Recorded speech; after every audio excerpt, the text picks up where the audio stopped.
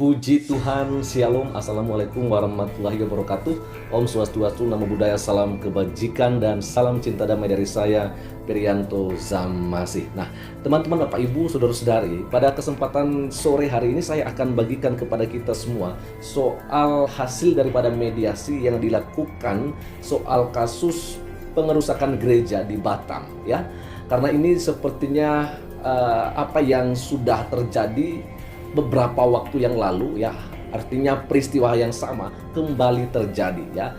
Artinya bahwa ketika mereka melakukan anarkis, melakukan hal yang semena-mena, ujung-ujungnya hanya damai saja, ya. Jadi sebabnya pada kesempatan ini saya akan menunjukkan saja kepada kita seperti apa saya tampilkan di sini, teman-teman, ya.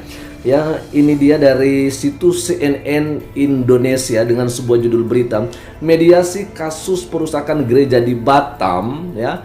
Kasus hukum tetap berlanjut, ya. Ini pada hari Jumat 11 Agustus 2023 pada pukul 19:40 waktu Indonesia Barat, ya.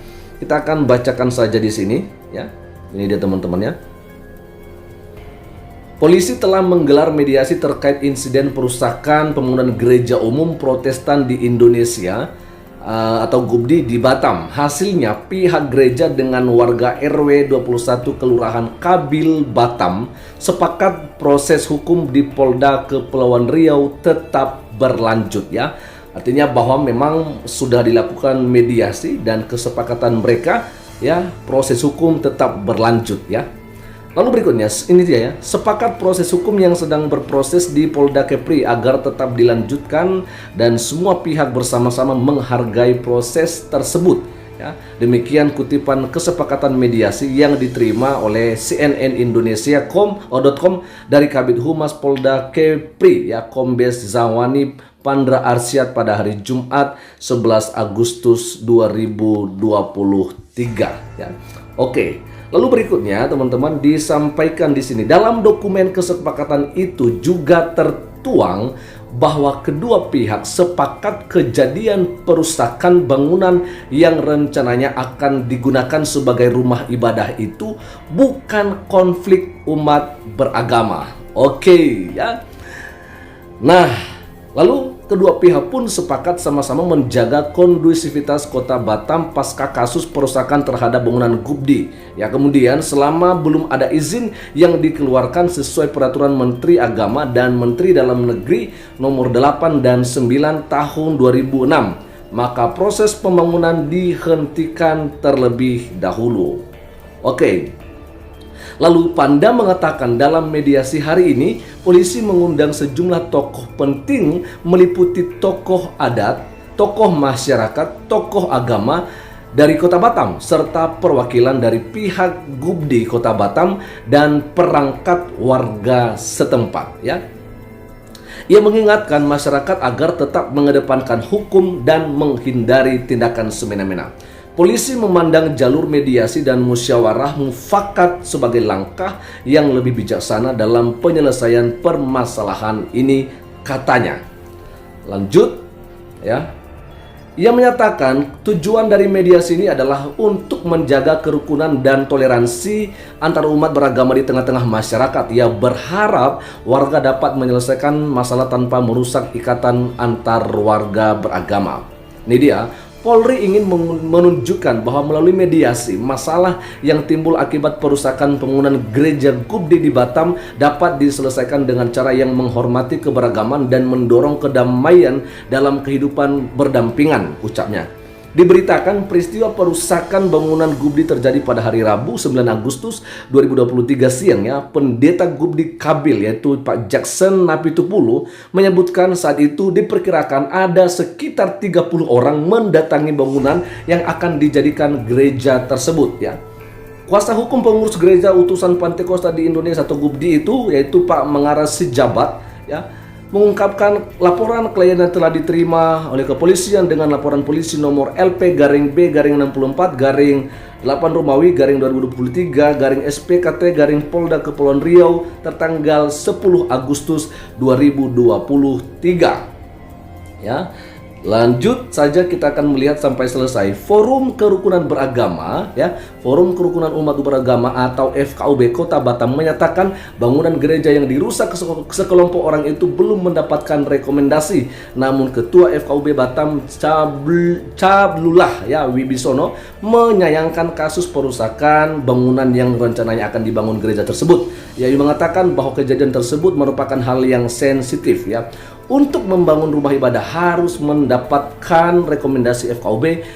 Ya, mereka belum mengajukan ke kami. Salah satu syaratnya harus ada 90 jamaah dan 60 pendukung. Ya, mereka belum mengajukan sepotong surat pun ke FKUB. Hal itu guna FKUB membantu pemerintah jika terjadi konflik, katanya. Oke ya, jadi jelas kita sudah membacakannya.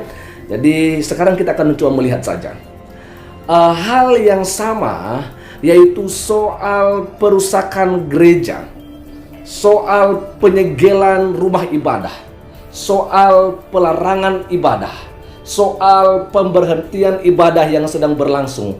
Itu seringkali dialami oleh orang Kristen. Ya. Tapi ketika selanjutnya dilakukan dengan namanya mediasi, bahkan dilaporkan ke kepolisian, ya, sepertinya tidak ada kepuasan, ya, yang didapatkan oleh korban, yaitu umat Kristen, ketika sudah dilaporkan ke pihak kepolisian. Karena ujung-ujungnya adalah damai, ujung-ujungnya damai. Nggak ada hukum yang kita lihat seperti memberikan mereka efek jerak. Kalau kita masih mengingat bagaimana seorang ketua RT di Lampung yang sengaja memberhentikan ibadah yang sedang berlangsung, ya, akhirnya juga dibebaskan. Nah, ini yang menjadi permasalahannya. Lagi-lagi yang menjadi akar permasalahan dari semuanya ini adalah FKUB. Saya mau tanya, ya, siapakah, ya, dan kenapa sampai FKUB ini menjadi patokan untuk, ya, direkomendasikan sebuah izin mendirikan bangunan, ya. Artinya bahwa seperti mereka ini menjadi lebih penting daripada Kemenak, ya. Yang Kemenak saja, ya, memberikan rekomendasi gitu, ya. Tapi kenapa ketika dilaporkan ke FKUB, ya, biasanya itu terjadi benturan di sana. Ya, terjadi benturan. Kenapa terjadi benturan, ya? Karena hal yang pertama dulu yang saya mau sampaikan, bahwa setiap warga negara, ya, mempunyai hak dan kewajiban yang sama, dan soal beribadah itu dijamin oleh konstitusi. Jadi tidak boleh ada seorang pun yang diganggu haknya untuk melaksanakan ibadah dimanapun dia beribadah, ya, dan kapanpun dia beribadah. Tapi permasalahannya, ada saja orang yang tidak senang ketika ada orang yang beribadah. Bukannya kita sering melihat orang Kristen ibadah di rumah pribadi. Ada mereka-mereka yang pakai jubah, pakai sorban, punya jenggot. Ada juga perempuan-perempuan pakai hijab. Mereka datang, ya, memberhentikan itu ibadah yang sedang berlangsung. Siapakah mereka-mereka ini? Kok kenapa berani memberhentikan ibadah? Kenapa berani menolak pembangunan gereja? Ya, siapakah mereka? Apakah mereka lebih berkuasa daripada pemerintah? Ya, lagi-lagi yang terjadi di Batam ini, ada perusakan gereja. Katanya karena gedung gereja itu yang hendak mau dibangun dan dijadikan menjadi tempat ibadah belum mendapatkan izin dari FKUB. Lagi-lagi FKUB. Lalu kalau FKUB belum mendapatkan izin, kenapa bukan FKUB yang langsung datang? Kenapa bukan pihak Kemenak yang langsung datang ke pihak gereja? Ya kan? Atau paling tidak, ya, mereka yang sudah mendapatkan kabar kalau gedung itu belum mendapatkan izin dari FKUB atau mungkin Kemenak, harusnya mereka melaporkan dulu ke polisi. Bukannya mereka berlaku semena-mena, bertindak semena-mena sampai menghancurkan itu tembok-tembok gereja, padahal masih belum selesai. Kenapa orang-orang ini berani? Kita harus sampaikan ini ya. Karena kenapa? Kita sering mendengarkan hal-hal yang begini. Orang Kristen selalu diintimidasi, selalu dirongrong, selalu digerogoti oleh mereka-mereka. Nah, bahkan ketika ada pemberhentian ibadah yang sedang berlangsung di Riau beberapa tahun yang lalu, polisi ada di situ tapi mereka tidak bisa berbuat apa-apa. Harusnya sedang khotbah pendetanya, kepolisian ini yang datang di situ memberikan keamanan. Biarkan dulu ibadah yang sudah terlanjur untuk dimulai dan sedang khotbah juga pendetanya sampai selesai. Baru nanti apa yang mau disampaikan dibicarakan dengan baik-baik, bukannya menghentikan pendeta lagi khotbah. Nah, jadi di sini saya melihat kepolisian kita lemah dalam hal ini. Mereka tidak bisa memberikan kenyamanan untuk orang-orang yang mempunyai hak untuk beribadah. Oke lah, FKUB, tapi tetap saja kita menyayangkan soal ini. Kenapa? 90 orang harus ada sebagai warga yang beribadah di situ. Mungkinkah ada juga masjid yang tidak ada sampai 90? Saya pikir ada, termasuk di tempat saya, di kampung saya itu tidak sampai 90 orang yang beribadah di masjid itu, tapi bisa dibangun sebuah masjid. Itu mayoritas Kristen lagi, teman-teman. Saya pikir oke lah, kalau itu memang harus 90, oke, kita berusaha agar ada 90 orang yang beribadah di tempat ibadah yang mau dibangun.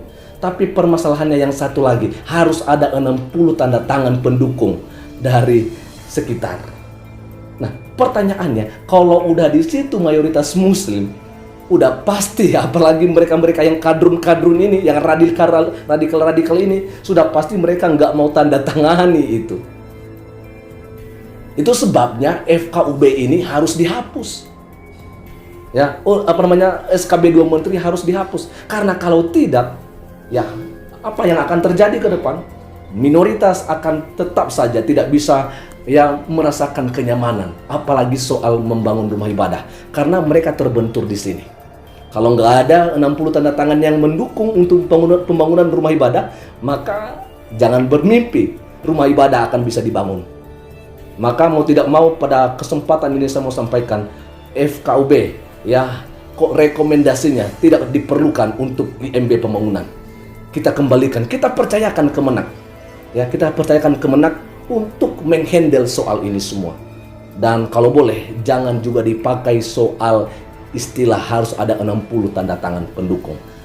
Karena sekali lagi, kalau udah mayoritas Muslim di situ, apalagi mereka yang radikal-radikal yang memang kita melihat viral-viral selama ini, mereka nggak mau kalau rumah ibadah orang Kristen atau rumah ibadah non-Muslim dibangun di sekitar mereka, karena mereka bilang kami mayoritas di sini. Kenapa mengganggu kami? Kami udah lama di sini. Bahkan yang baru juga di Sumatera Utara, dulunya ini Kristen mayoritas, tapi ketika orang Kristen mau membuka pintu, silakan masuk saja, nggak apa-apa. Tapi setelah mereka menguasai salah satu kota termasuk di Binjai, mereka malah nggak bisa berterima kasih.